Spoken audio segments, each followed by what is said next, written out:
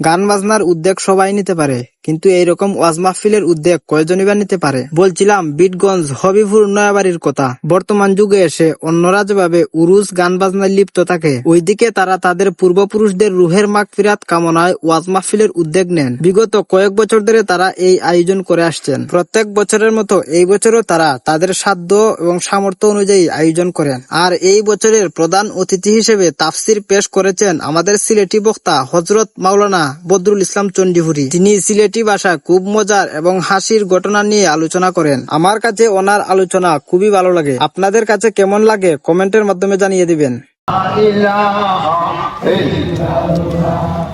বিমান চলে না পাইল সালা, মানুষ চলে না কুকসালা, দুনিয়া চলে না আল্লাহ সালা।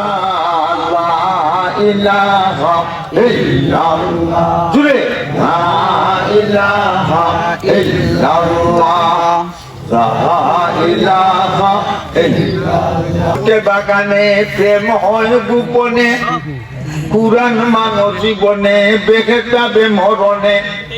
প্রেম গোপনে গিলা চুপে চুপে উঠো তুমি রাজ্যে চলিয়া, যাইন মাঝে করো জিকির আল্লাহ আল্লাহ ডাকিয়া।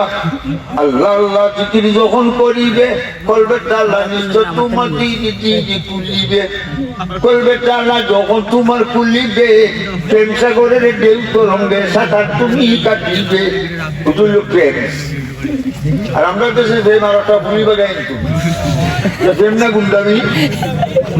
মুচির কদর বাসা জানে, আরো জানে জৌহরি। ফুলের কদর বোমর জানে, আরো জানে ফুল ভরি। সামলার কদর সামার জানে, মূল্য সেটার মশরি। গাঞ্জার কদর বন্ডা জানে, গুমটাই জানে গুমটামি। আমরা মুসলমান, আমরা জানি মুসলমানি, ঠিক না ঠিক না?